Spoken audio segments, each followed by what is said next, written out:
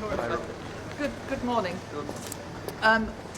Today's Foreign Affairs Council will begin with a discussion about the situation in Syria, our ongoing concern for the poor people and the humanitarian crisis that exists there, and our ongoing support for Lakhdar Brahimi in his attempts to try and move things forward. I think Member States will also want to discuss the latest situation in terms of the removal of the chemical weapons. We'll also talk about Bosnia-Herzegovina. I was recently there. We've been looking at the short and the medium term, the kind of work that we can do to try and support especially young people in that country who are looking increasingly for greater economic support. Unemployment rates of over 50% for young people, as I was told by many members of civil society. We're looking at a kind of compact for growth and jobs, as well as our ongoing efforts to move the country forward in its European perspective. But of course, the main part of our discussions, which we'll take this afternoon, is on the situation in Ukraine.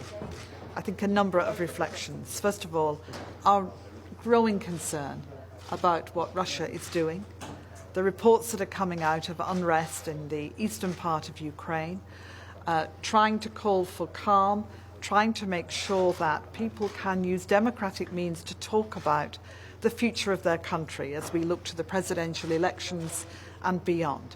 We've seen the reports coming out of Ukraine of what the president is saying on the basis of looking at ways in which they can engage in the East and engage on the possibilities of some kind of referendum. We'll have to explore further with them what exactly they mean. We're of course also looking at the meeting in Geneva on Thursday, which I will attend on behalf of the European Union. We've been in touch with Foreign Minister Lavrov a few days ago to talk about this meeting, and of course in touch with the United States and with Ukraine.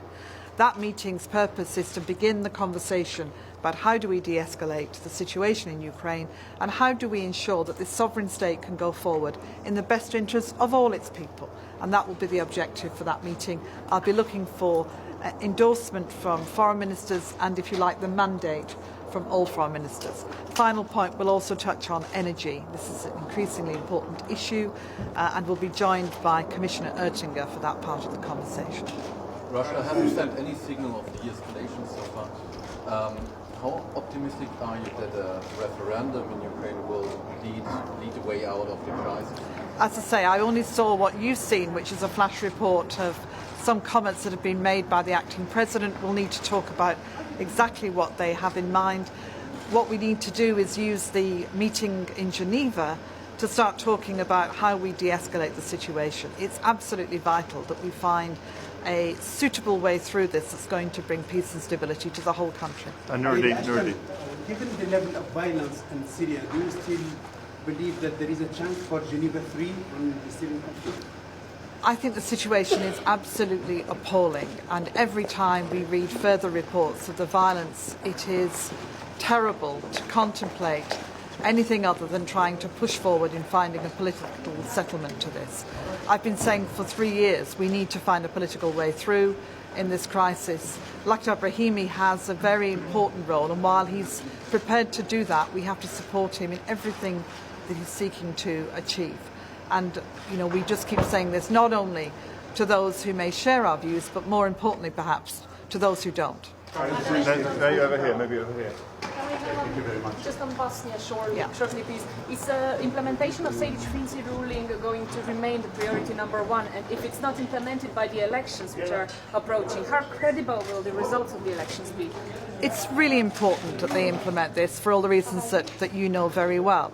What I would say is it remains an important issue, but from my perspective it's always been about trying to get Bosnia-Herzegovina to tackle a whole range of issues at the same time, of which constitutional reform and this ruling, Sejdić-Finci, is part of it. So yes, very important, but in the discussions that we've been having, we've been talking about the broader concepts of compact for jobs and growth. How do we support the economy and how do we move this country forward? It feels at times it's stuck. Thank you. Last question. Just coming back from Cairo, meeting some of the candidates, not all of them. You feel that, Cairo is going in the right direction, and do you have any more news about observing the election? We agreed the final part of the observation for the election. I'm very pleased that the European Union is sending an electoral observation mission, and I agreed that with Foreign Minister Fahmy while I was there. I was only able to see one candidate. Logistical reasons prevented me from doing any more than that, but I did spend some hours with Field Marshal al-Sisi and talked with him. My big messages to Egypt were always the same ones. One, this is a strong partnership. We want the people of Egypt to now move forward. We want these elections to herald the beginning of the next phase of life in Egypt.